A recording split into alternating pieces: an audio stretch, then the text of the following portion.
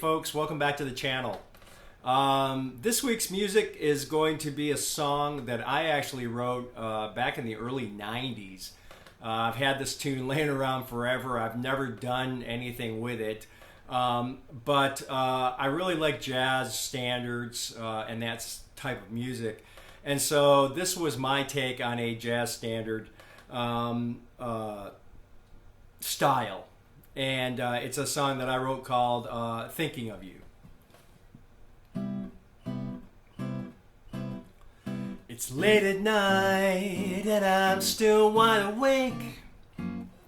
There's something on my mind, but I hesitate to say that seems like lately I'm always thinking of you.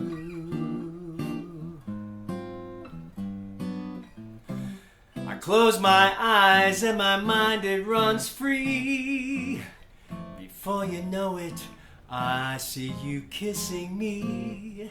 Yes, it seems like lately I'm always thinking of you. I see you standing with the wind blowing softly through your hair. And now you're in my arms, and as our lips meet, it starts to rain. We don't care. It's late at night, and I wish you were here. I know in my mind you'll always be near. Yes, it seems like lately I'm always thinking of you, dear. Yes, it seems like lately I'm always thinking of you.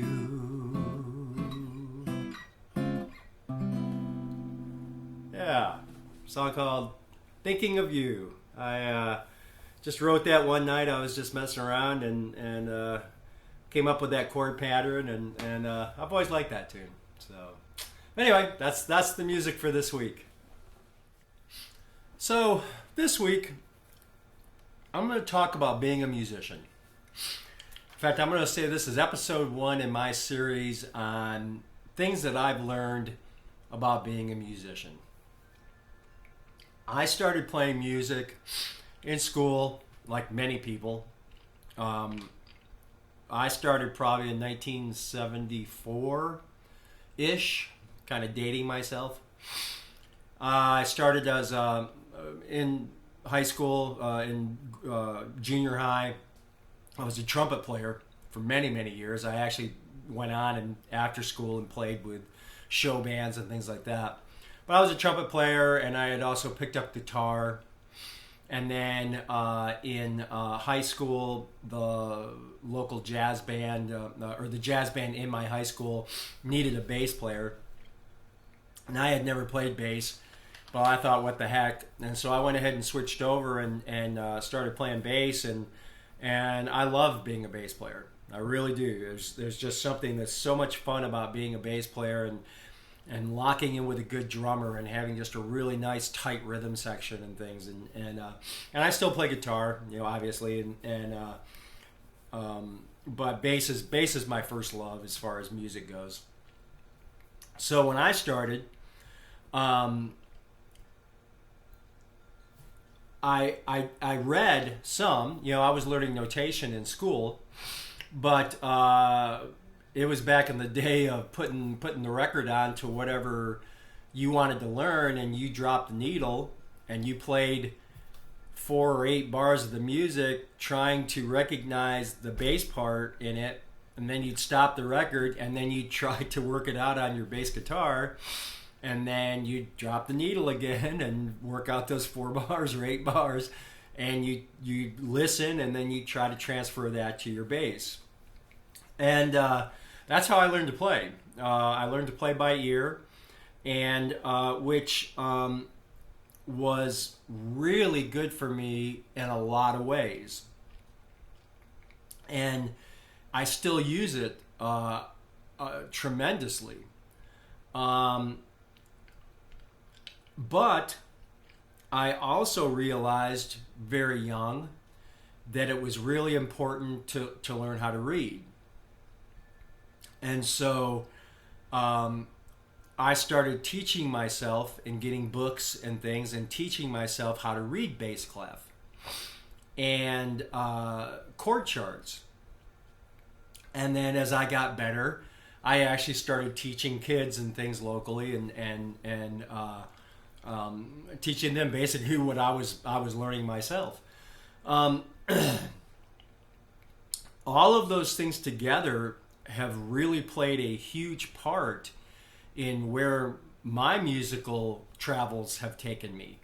I don't think I would have gone as far as I have and where I am now if I didn't learn to read. And I know there's a lot of folks who just say, oh, I'll never use it, I don't need it.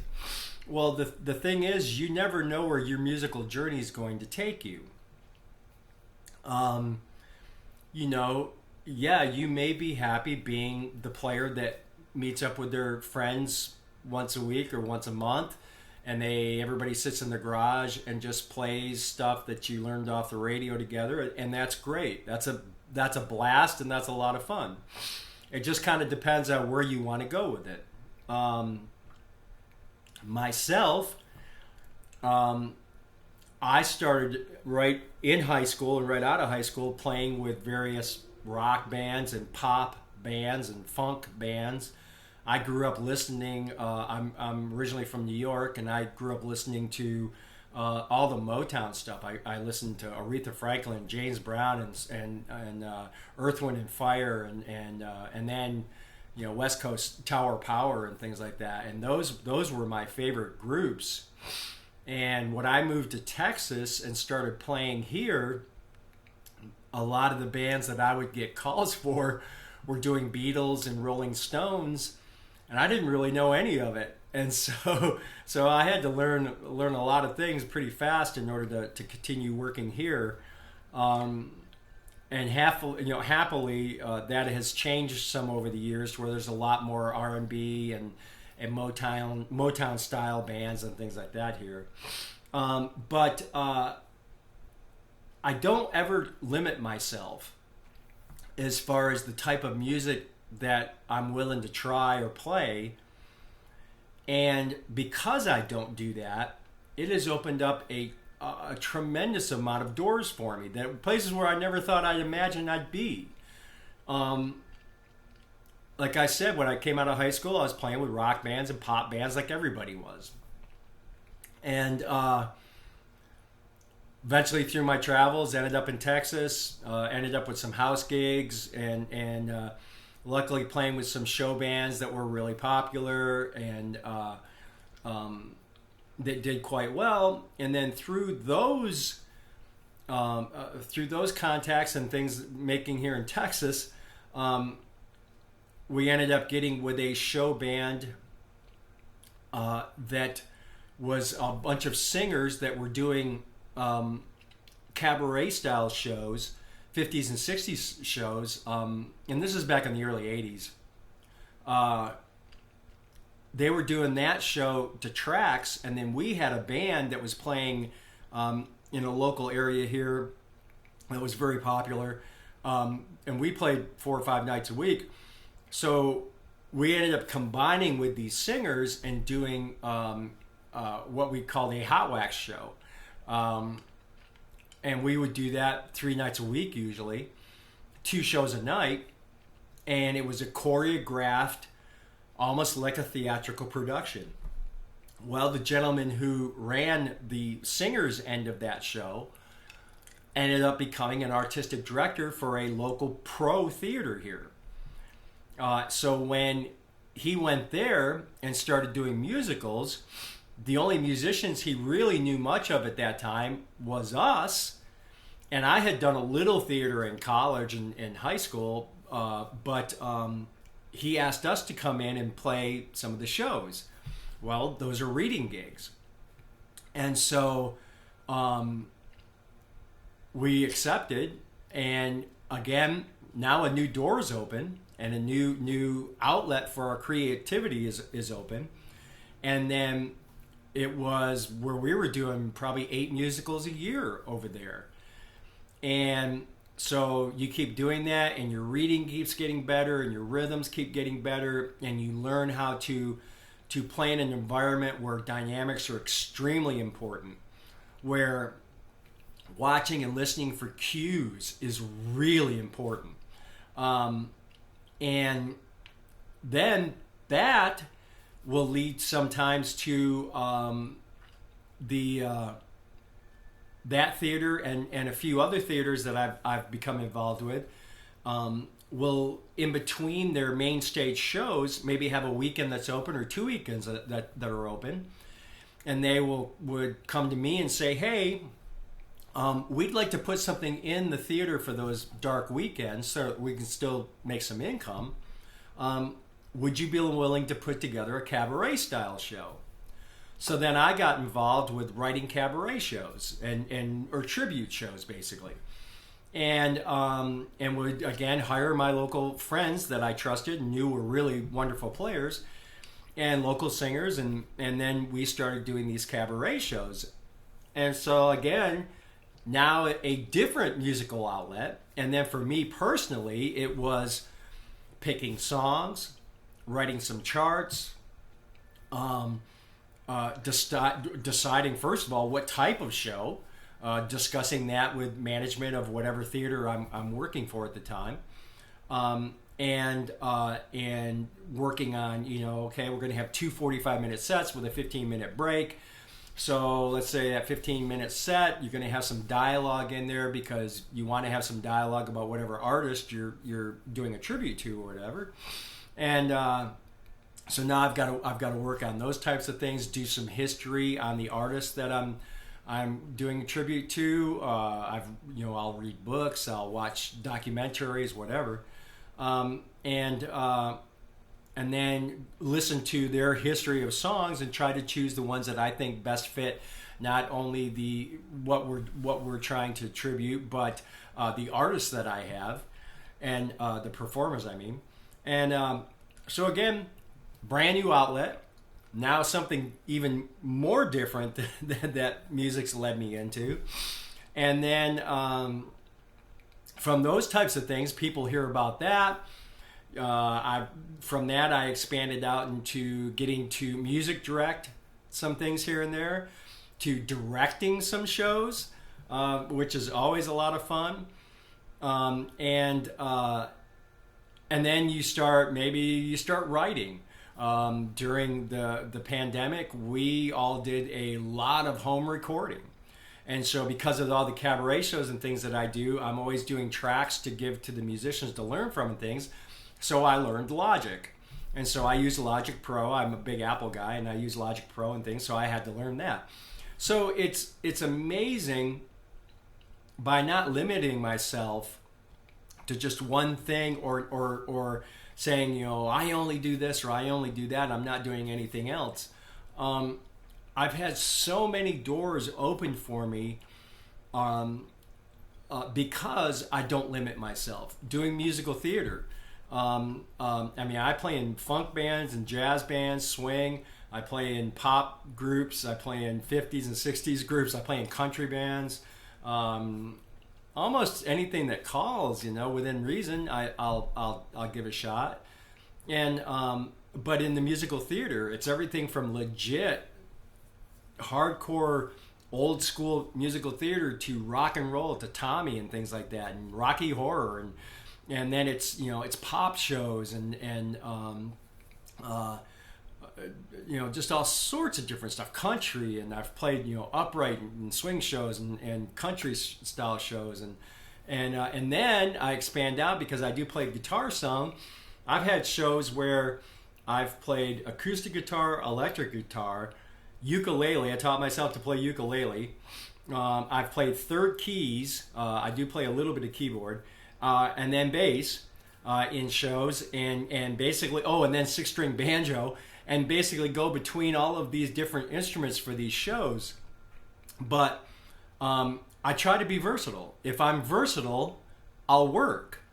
And it's amazing. I do everything from band gigs on electric or upright, to acoustic guitar winery gigs and things like that. And I do sing, from well, sort of. You guys can sort of tell that from from the videos, but so it's just, to me, being a musician is expanding your horizons, expanding your thought process. Don't pigeonhole yourself. I understand guys that just say, I'm a blues player and that's what I do.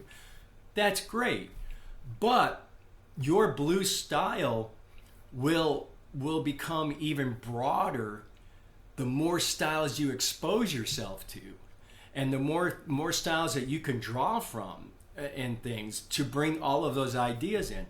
But in all of this, and especially where I'm talking about reading, don't ever stop working on your ears. When my brother, I've talked about my brother before, who's a wonderful keyboard player, but we had a house gig for a while together, and he would never tell me what song we were playing or what key we were in. And a lot of these songs, my brother's quite a little bit older than I am, a lot of the songs I'd never even heard of. And he'd start playing, and so basically I would first get mad, but then I would have to listen to what he was playing. And after a while, I got where I knew where he was playing, what he was playing. I could hear it coming. I could hear chord changes coming because I had been doing it so much, where I just, you'd hear these 2 or 3 chords together and you go, oh, I'll bet the writer went to this chord next. And 9 times out of 10, you're right. And so that really comes into play nowadays too, because not only do I read, but like I just recently had a gig where I'm subbing for someone, and it was a lot of Tex-Mex style of music, and I'm familiar with it but I don't play a lot of it. And these guys were all friends, and the guitar player, when we first started, I said, hey man, don't forget to toss me some chords. And so what he would do is if there was a song that I was unfamiliar with, he would get me started in it, and he'd turn around and look at me, and we'd say we're in the key of G, and we'd start on the G, in the 1 chord, and then as we're going through, he would turn around, look at me, and go 4, or 5, or 2, or 6, or whatever we happen to be playing. And so he's setting me up to direct me. He's directing me in the right direction of what chords I need to go to. Now, if you're unfamiliar with that type of terminology, here's what that means. And this is really, really good to learn. Let's say you have a G scale. So G, A, B, C, D, E, F sharp, G. The 1 chord, or the tonic, is the G. That's what key you're in. That's the 1 chord. That's what you're starting on. We're thinking in the realm of a major scale. If they call 4 chord, well, the 4 chord in the key of G is C. And so G, A, B, C. The 5 chord is D. So when he's calling 1, 4, 5 to me, we're playing G, and then he calls 4. Now I'm playing a riff in C. And then he goes 5, now I'm playing over a D. If he calls 6, now I'm going up to an E. Typically, it's probably going to be an E minor. It's going to be a 6 minor, just because that's what a lot of songs seem to do. The same thing with if he calls a 2, there's a lot of times it's a minor, just because that's the way we hear it. And so that's where you get your chord scaling from. This is called Nashville. A lot of Nashville charts are written this way, and it's actually a great way to write your charts. I play with so many bands and different bands that play the same songs, but they all play the songs differently. They play different keys, they play different arrangements. They, not everybody does the chorus here and the verse here and blah, blah, blah. So I combine the Nashville system with my ears playing with these people.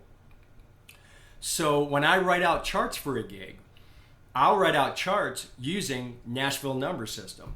And then If it's a chart, if it's a song that multiple people do that I play with, down one margin of my song, like I use an iPad and I use a program called Fourscore.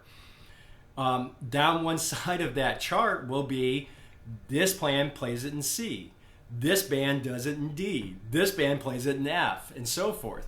But I can still use the same chart because it doesn't matter to me what key it's in as long as I know it's a 1, 4, 5, 2, 6, 7, whatever. Because by looking at my hand and my scales, I know where a 1 to a 4 is or a 1 to a 5 is just by my hand position. And so it's really, really good to know that. But then, as the situation I was in the other night, it's also really good to use my ear because when he's taking a guitar solo, it's hard for him to turn around and call a chord to me. So I'll listen to either the guitar players or the piano player, and I'll listen for leading tones that they're playing. And what I mean by that is I'll listen for, let's say maybe they're going from a D to an E. And a lot of times they'll go D, D sharp, E. They'll do type of a walk-up type of thing or something moving into it. And you can kind of tell by the chords that they play if kind of where they're moving. A good example from that is a lot of times a chord will go into a suspended chord, like a suspended fourth or something like that, when a song's moving to a bridge or to a chorus. And it's just kind of the way things are written.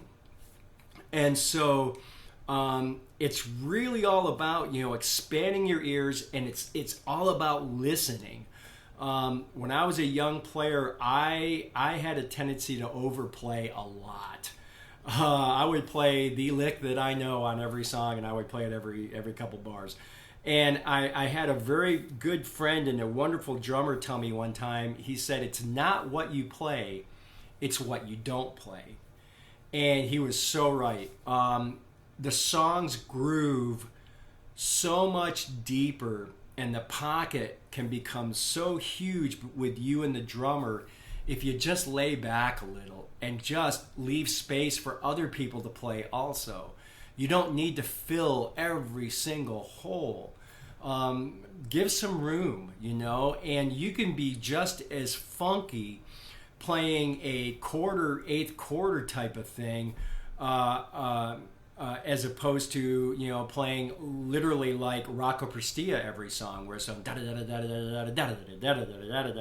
which is amazing in Tower Power songs, and Rocco was incredible, but it doesn't have to be like that every song. It can be just as funky by hitting a note and then leaving space for the drummer and maybe the keyboard player that are doing some really cool riff, and then you just giving it that bottom just to make it big and gnarly. It can be just as funky and sound just as cool, man. And it's such it can be such a huge groove. And again, you're not filling every single hole because remember, you got 3 or 4 or 5 other people on stage that are trying to do that also. And so and that's a big thing that I see in a lot of young players is they don't listen to each other. They don't listen. When we do harmonies together, almost everybody in especially one of the show bands I sing with, almost everybody in the band sings. And especially when we're doing new songs, we don't rehearse. And so we'll show up on the gig and basically tell the sound man, we all have to be in every single monitor because we do harmonies on the fly. We all know where our ranges are. And I know that this person's going to be the lead on this song. And I know this person always sings the third under. And then this person always sings the third above or the fifth or whatever. And, and I know where my place is in that. And so, and then sometimes we'll just start doing the song and I'll listen to one person come in with a harmony. And as soon as I hear where they are, I'll throw in above it. And again, the ability to do that all comes from just listening and doing it. A lot of people say that it's extremely hard for them to play and sing at the same times, and it can be very hard being a bass player doing that because a lot of times we're playing maybe strange rhythms or licks or whatever to go with what we're doing. it just, you just have to do it. You have to do it and do it and do it and do it. And I'm very lucky that I've been able to establish my ear to where I can sing most songs. I can sing harmonies on the fly, no problem. You just tell me you want me the third or the fifth, and that's where I am. And it's all about just working at it and just practicing. Pick some time every day, spend a couple hours every day, or even just an hour, and just work on something. Pick something to work on. When I first started learning how to play guitar and how to play bass, of course I was young, I was in high school, but I would sit in my bed at night in the dark and would have my guitar or bass, whatever I happened to be playing that day, and would just run scales. Or like with my guitar, I would play chords. In the dark, I would go, okay, G, this is a G, I'm going to go G, C, G, C, G, C. And I would keep doing that so that I could change to those chords in the dark without seeing my hand. And then I would go, okay, G, C, D, G, C, D. And I would keep doing that, and I did that for months and months and months. And the more you do it, the better you get at it. So what am I trying to say with this very first installment? Don't limit yourself. Keep your mind open to lots of different styles of music. If you listen to your favorite artist, 9 times out of 10, you're going to hear them say that they were influenced by such, such, and such. And so when you go back and listen to those artists that influenced your favorite artists, you'll all of a sudden start to hear, oh my gosh, yeah, it influenced it. I hear these types of chord changes, or I hear these types of fills, and it's stuff that influenced them in their writing. And so it's all about keeping an open mind, keeping really open ears. And then, I'm sorry, but for the guys who say, oh, I'll never learn to read, or I don't have that time, or whatever, again, you're limiting yourself, because you never know where the musical journey is going to take you. Mine's taken me to Japan 2 or 3 times because I read, and because I can be a music director. I can lead a band.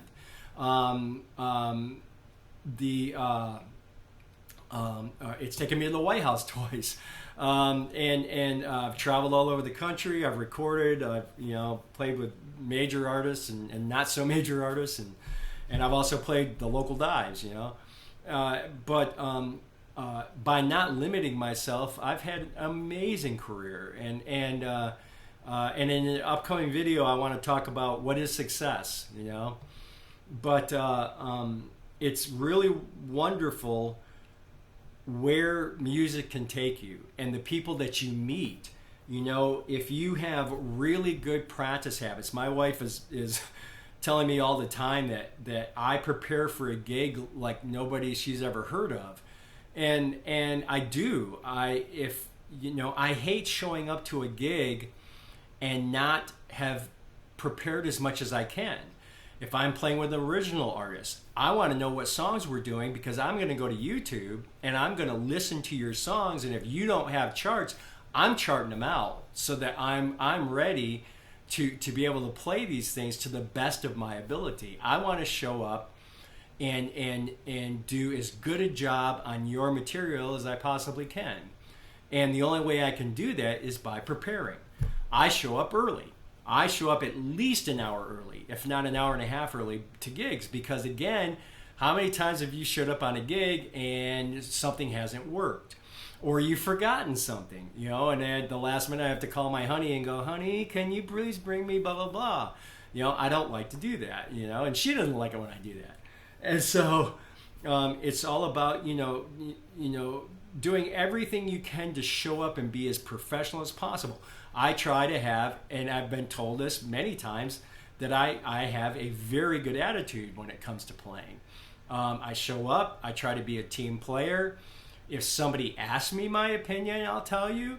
But other than that, I try to do what's called for the gig. I don't showboat. I try to play the gig. And to me, that's what it's all about. And another thing that I've been told a lot is that when I'm on a gig, I look like I'm having fun. And I've been told that, it's so disappointing when you'll hire people and they'll be on stage playing and they look like they're bored to death, and I love playing music. I really do love playing music, and when I'm on stage, especially if I'm on stage with a good band, man, I'm having a ball. I'm smiling, I'm moving. The music makes me move. And I love it. And so, I try to show up with a good attitude. I try to show up with everything that I need, and I'll double check when I'm loading the car. Sometimes I'll make myself a list. If there's a gig where I'm taking PA, I'll make myself a nice list of, hey, make sure you got all this stuff, And but I guess just for this first one, what I want to say is use your ears, use your eyes, learn how to read. Learn how to read at least chord charts. If you do jazz or gigs or swing gigs, there's a great program called iReal. And it's for iOS. I don't know if it's for Windows yet, but it's for iPads and things like that. That's a great jazz. It's a great program that has thousands of songs in it. But the cool thing about it is if you show up, today and play All of Me with a singer that does it in C, okay, you've got a C chart. And then tomorrow you play with a singer that does All of Me and they do it in F. iReal, you just hit a button and you transpose it to a different key and it does it on the fly. So amazing, but they're chord charts, and so you've got to be able to read. I know this is an F, and I'm going to walk to a C, and so forth, and things like that. Same thing with the Nashville, like I said. Learn. I've worked with people where I've said, I'll turn around and start calling chords. 6, 2, 5, and then they'll come to me afterwards and say, I don't know what you're talking about. What does that mean? And so I'll have to explain it to them. And to me, that's one of the most valuable things I've ever worked with. I've got a really good buddy by the name of John Howard, who's an amazing bass player, and he plays with the St. Jude's folks and has a band called Six Wire, and they play with everybody. Alice Cooper, these guys would play with everybody. And he's one of the first ones that really got me looking at Nashville stuff, because that's the way they do all their charts. Because again, they travel and they play with so many different people that you don't want to have 18 different versions of All of Me in different keys. You want one. And if it's got, if it's got the Nashville chords on it where it's just 1, 2, 5, 4, whatever, then you can just use one chart and just say, what key are you doing in today? It's great. So ears, learn to read, eyes, work on your ear training, and then make time to practice. You really have to. I have some people that I know they do gigs and they're okay at them. I know dang well they never pick up their instruments and practice ever. Or if they do, it's nothing constructive. It's just playing the same old chords over and over. Try to learn something. Try to pick up something every day. So I know this kind of rambled. I need to get my thoughts together better, but I've got some ideas for some other things that I want to talk about on the recording side of things, and again, just in gig preparation and making life easy for the whoever the music director is on the gig or the band leader or whatever. The last thing you want on a gig is somebody going, oh man, why'd you call him? Yeah, he's a good player, but he's a pain, And there's been a lot of times when I've hired players that maybe weren't the best, but they were a really good hang. They were fun to be with. They had a great time, and they put everything they had into the gig. And then I've hired players who were monsters, and they were absolute jerks, and or they were just cocky. They made you uncomfortable, and you call them once or twice, and then you don't call them anymore because they're no fun. They're not fun to have on the gig, and so try to remember those things. And again, and let me finish with one other thing. If you do a gig and you have a crap time, stuff was messed up, you didn't like the players, you got in the middle of it and like, wow, this is really not the caliber of stuff that I'd like to be doing, just thank them. Man, thanks for the call. I really appreciate it. And then the next time they call, just tell them you're busy. Don't burn the bridge, because the music community and the music world is extremely small. I know it seems really large, but you'll find pockets of players. And there will be maybe pockets of the garage style players where they don't really want to do gigs, or they do the one gig a month at the local tavern just because they have a good time. And then you'll find a group of the pocket players that kind of like, are the real hardcore bar guys, where they'll play the bars until 1 or 2 in the morning, and they're playing Sweet Home Alabama and that type of stuff, and rocking out every night. And then you'll find there's going to be a lot of times a pocket of players that are the more versatile guys, the guys that seem to get called for a lot of different styles, multi-instrumentalists. They maybe get called for things like theater or recording, or doing anything from acoustic gigs to electric style and different stuff. And you'll have that pocket of players, and then you'll also have the pocket of players where, and I kind of fall into these last two ones, but is the really good subs. And I made a really good living off of being a sub. Guys get sick at the last minute, or they get called for another gig, and I'll go sub.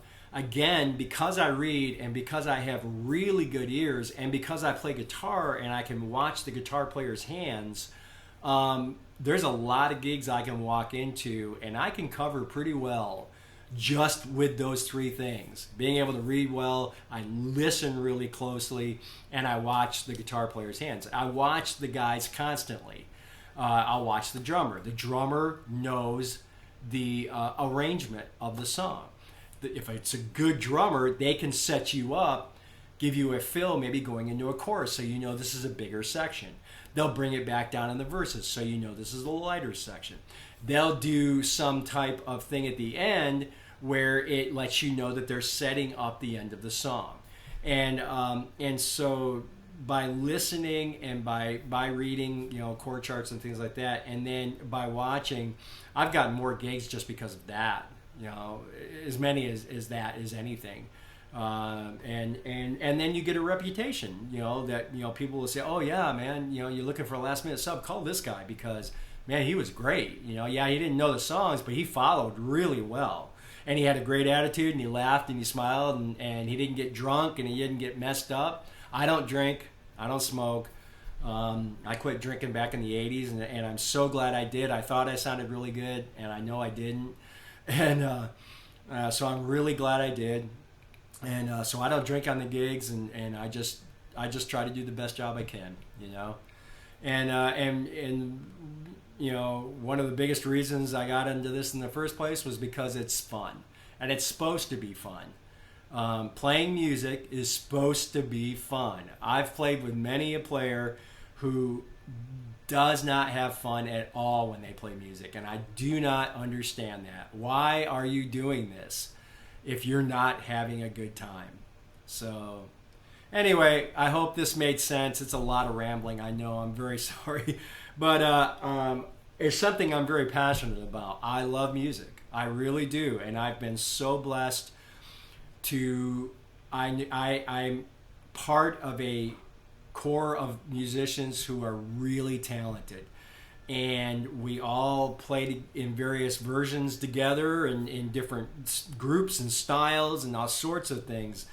And because of it, we've all had amazing opportunities, and everybody tours and everybody does different things. And then, somebody gets sick on a tour and you get pulled into that tour. And one of my favorite drummers that I work with, I was on tour, and the drummer we had couldn't finish the tour. So I ended up pulling, our local guy on, and you just never know. You never know where it's going to take you, and you have to be open to all avenues and all venues, and just show up with a good attitude, listen, play to the songs, and have fun.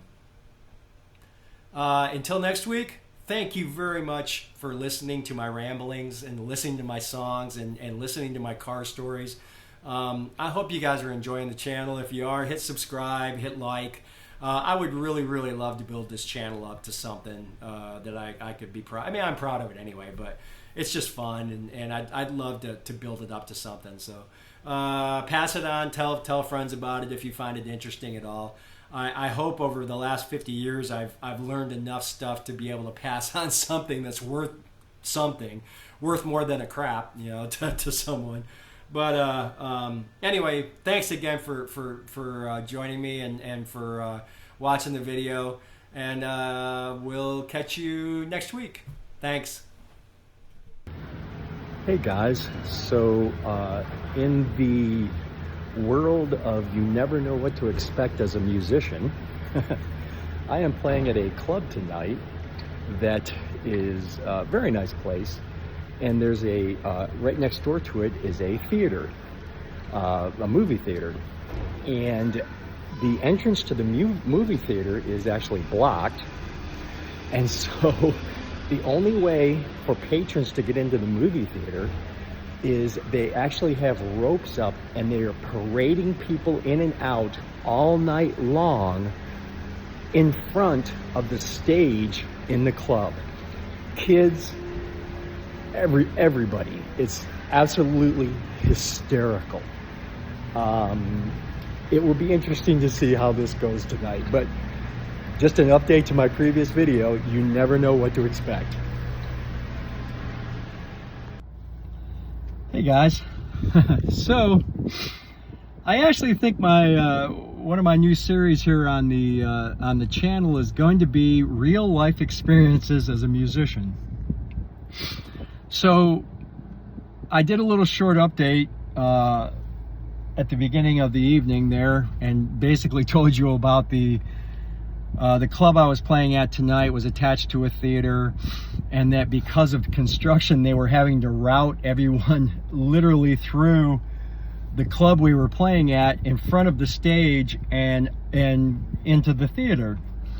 Wasn't really a big deal. We have kind of a built-in crowd that comes out anyway, and they did have a dance floor set up still, and so people were still able to dance and things. But so over the last several years I have lost a lot of weight. I've lost about 120 pounds, and because of that I get cold really fast and really easily. And the only place is a 7-piece band tonight, and the only place for me to set up on stage, and I didn't realize it at the beginning of the night, but the only place for me to set up was directly underneath the AC vent. By the third set, and I take a few solos during the night, and by the third set, my hands, and particularly my left hand, was so cold I couldn't feel my fingers anymore, and I was literally having to palm my bass. I was literally using the palm of my hand just to squeeze the strings because I couldn't use my individual fingers because they were numb. And they called one of the last songs is one that I take a solo in, and I called it off. I said we can still do the song. I can't take a solo. I can't feel my hand. And I think at first they thought I was kidding until they came over and stood at the end of the night by the vent that I was at and were like, "Oh crap, this is blowing dead on you." It was incredible. It was just, I was freezing my butt off.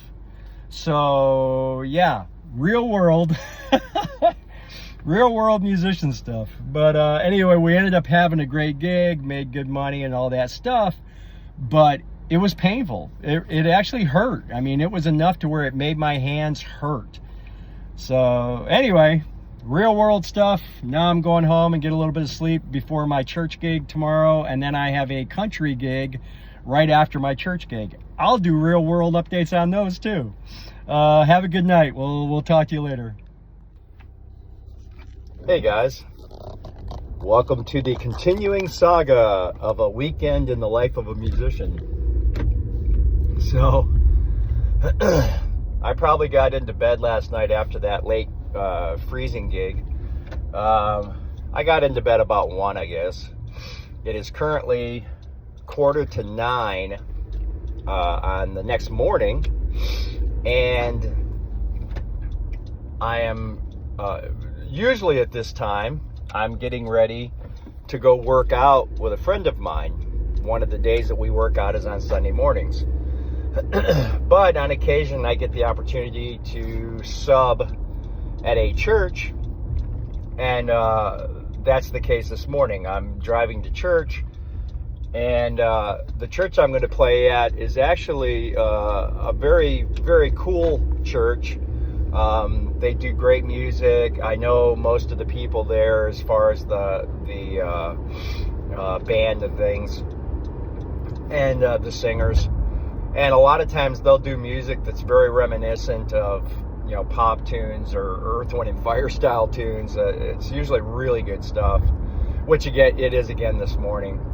I'm pretty tired. I don't really do bar gigs much anymore, per se. In fact, I really don't do many except for this with this artist I played with last night. And yeah, I'm pretty wiped. And so after church, I have enough time to run home and change clothes, and then I have to drive and play a country gig today from 4 to 6. So yeah, I'll let you know how that one goes, and I'll let you know how church goes. Anyway, we'll talk at you later. Hey guys, was just thinking about something on the way to church this morning. If you're the type of player, well, I'll say that sounds weird. That's not the way to say it. If you're a player who would like to find or have a steady gig that you can go in, you can play every week or so, and get to play different music, work on your reading, work on playing with a band, getting used to playing with a drummer, etc. Find a church gig. Church gigs are very good for that. I mean, church gigs are great in general. Like I said, there's been some that I've played that have been absolutely amazing. And one of my musical theater experiences was playing, I've played it three times now, I think. There's a show called the Gospel at Colonus, and it's an amazing gospel show, and I've played that show a couple times, and it's just incredible. And so look around your area and see if anybody's looking for a player for their church band. And it's a great way to meet people, and a great way to get out and work on honing your skills, and again, a great way to learn about playing in a sorry for the navigation, but it's a great way to learn how to play with people, because that is also quite an art, to learn to listen to each other and to play together. That's not something that just happens normally. You've got to work at it. And so yeah, anyway, if that's where something that sounds like it might be interesting to you, you should investigate it and see, because it's quite fun.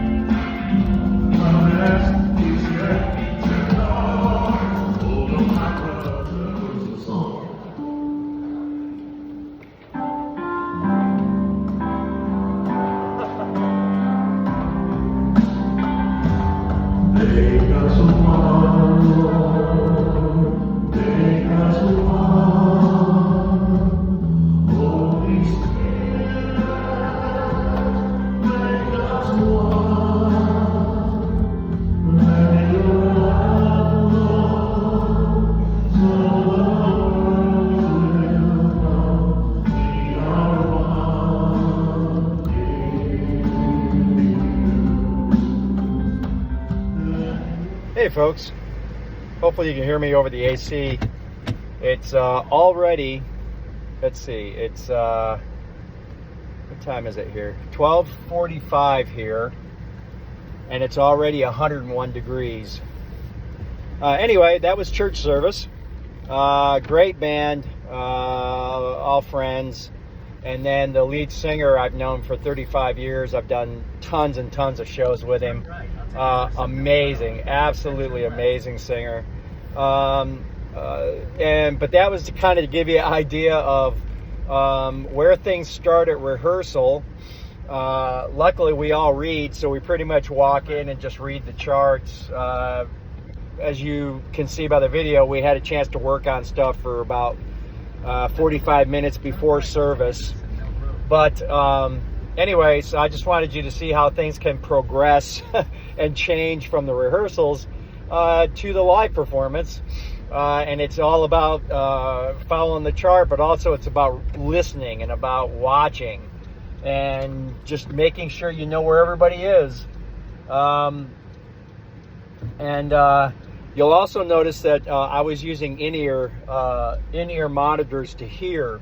There is no bass amp if you've never worked in a situation like that, and we have click tracks, and so everything is fed through in-ear monitors into our heads so that we can actually hear stuff, which is really great. You want to make sure, though, if you've never used in-ears before, they're really, really good.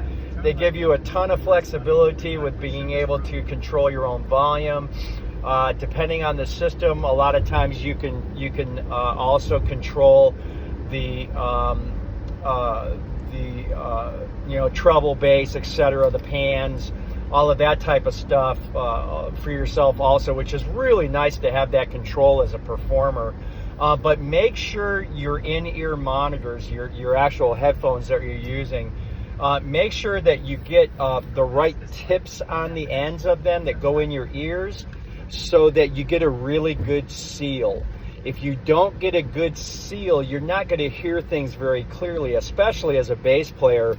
I'm not going to get the bottom end like I'm used to hearing unless I have a really good seal with them. And I've known people who have said, "Oh, I hate in-ears and I could never hear anything, blah blah blah." But when it came right down to it, it was because they never bothered to change the tips on the in-ear monitors that they bought to make sure that they fit them correctly.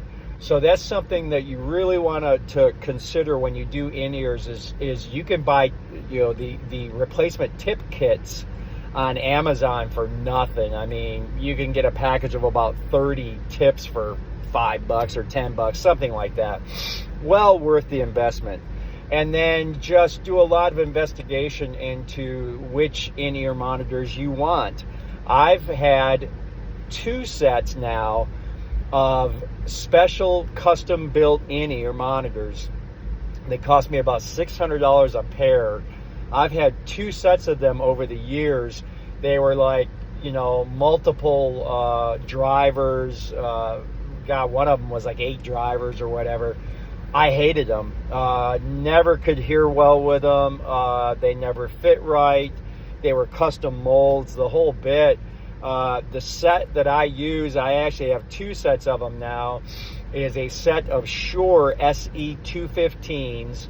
They're less than $100 on Amazon, or maybe right at $100 right now. The bass response in them is excellent. And they're cheap. They're cheap. I carry 2 or 3 pairs. I carry 2 pairs of them in different situations because they're cheap and they're great. They sound killer.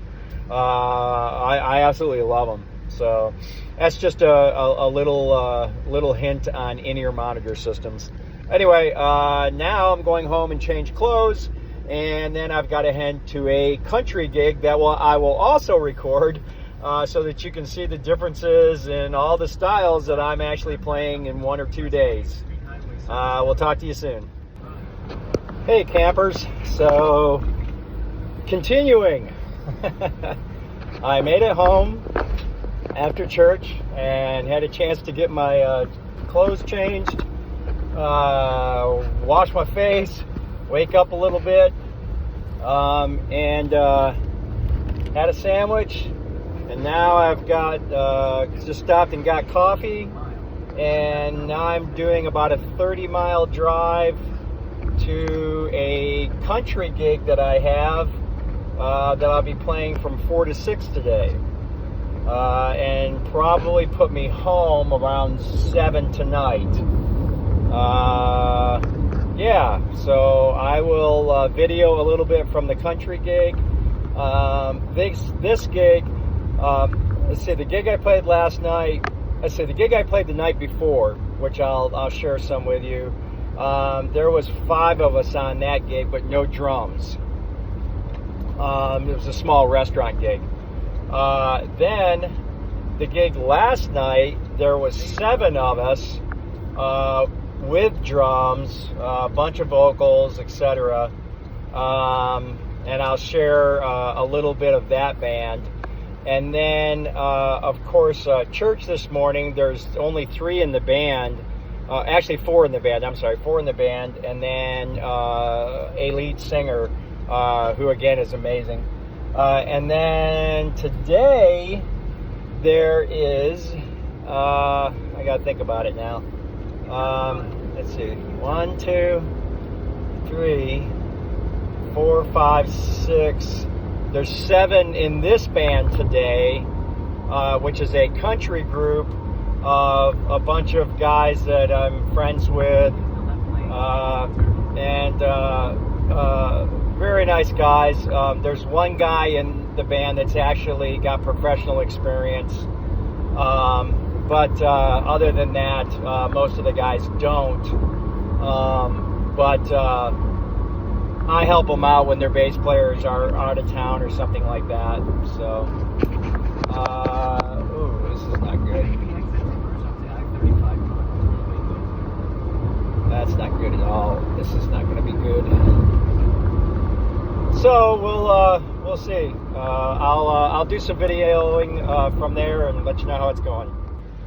Let me chime in with something else real quick. A lot of people ask me why I get to gigs so early. Quite often I'll be at a gig 2 hours, hour and a half early, usually at least an hour. And to be honest, this is why. And I'll see if I can show you.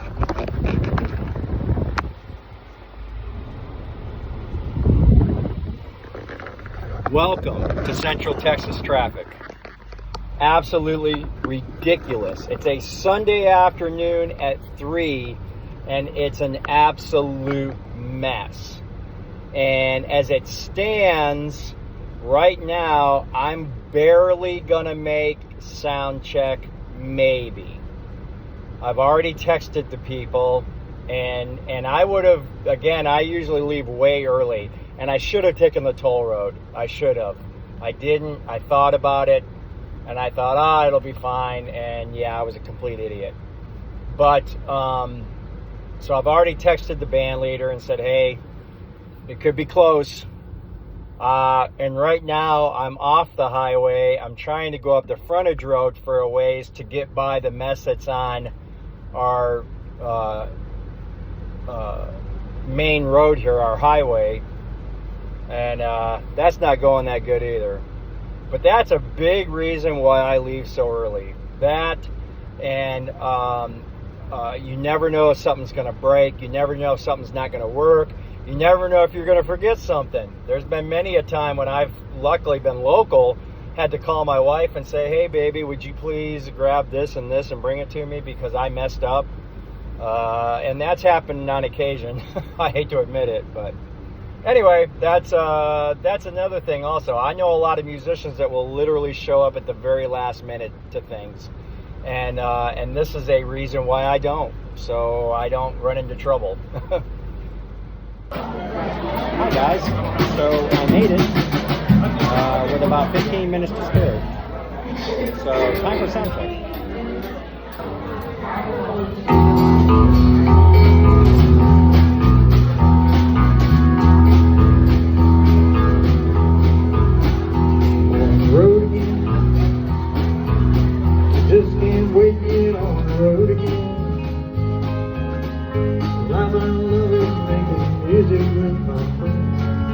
I can't wait to get on the road again. On the road again. Going places that I've never been. Seeing things that I may never see again. I can't wait to get on the road again. On the road again. Hey guys, so I just finished the country gig, and let me summarize that for you. So it's a gig with some very nice guys. Most of them are just weekend players. One guy has pretty good history of playing and was professional and toured and etc.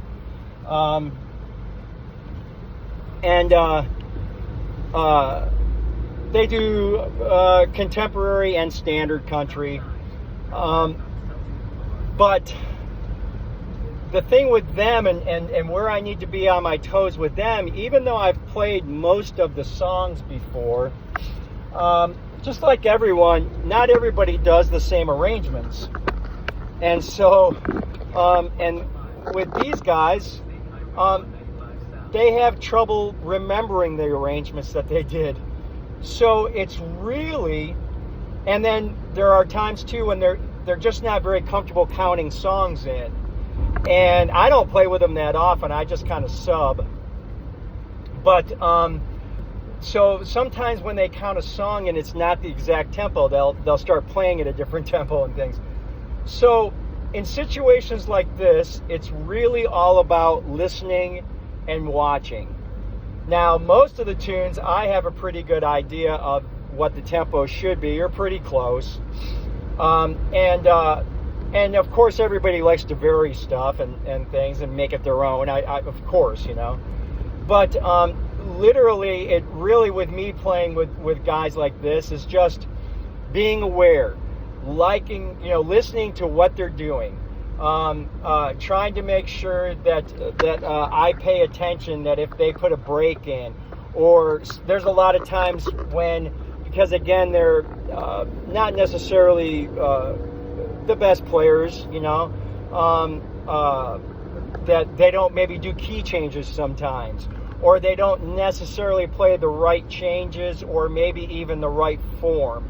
And so it's really about getting away from my head, because I have certain ideas. I mean, like Amarillo by Morning, I've played with the guys from George Strait and Ace in the Hole's band. I mean, I've played that song thousands of times over the years. And so everybody does stuff a little different. So it's me getting over those preconceptions of how the tune should be, and making sure that I listen to how the artist is doing it that I'm working with, because that's my job. My job is to do everything I can to make them sound better. And the other thing as a sub is I want to do a good enough job that maybe they don't realize there's a sub. And what I mean by that is I don't want to do things, I don't want to play things that are a distraction. I hope you guys can still see me. I know everything's whitewashing here. It's 109 degrees. Anyway, but I don't want to do things that's a distraction to the performers, because if I do that to them, then they lose focus on what they're doing, which is kind of, you know, hard, and I definitely don't want. So I try to play the songs as good as I can and as solid as I can, and help the drummer to keep time and etc. And then just really keep my ears open And again, you know, I do play guitar, so I can watch the guitar players and kind of get an idea for where they're going. 90% of the songs have standard country endings, you know, down, down, down, down, down, down, down type of thing, you know. And so you can kind of weave your way through it. But it's just another example of really, really listening to other people. So many young artists and things, and old artists too nowadays, they don't listen to anybody. They don't listen to anybody else in the band. And that's when things really can get off and just everybody gets lost and it's just bad. So anyway, that's my take on that. It was a great weekend of music. I had a really good time. I think this next week I'm pretty busy also, and so I'll try to talk about a few of those gigs, etc. I've got some rehearsal things that I need to do this week. I start working on another musical. I'm playing a musical called Ride the Cyclone, and I talked my favorite drummer into playing with me in the musical, and it's going to be a blast. It's all reading, but I actually start the show with a bass solo out front, and it's a very morbid musical. A lot of death and things, and so the whole band is actually dressed as rats, and we are executioner rats that live in a warehouse. It's going to be pretty interesting, and I'll definitely do some recording of that. But it's a show called Ride the Cyclone. I'm really, really looking forward to it. Anyway, folks, thank you very much for tuning in. I really, really have a good time doing these videos for y'all. I hope everybody gets something out of them, and if you don't, I hope they're just good for a chuckle. Thanks again. This will come out Monday, and then I will get ready for the following week. Have a great week, folks. Thank you again.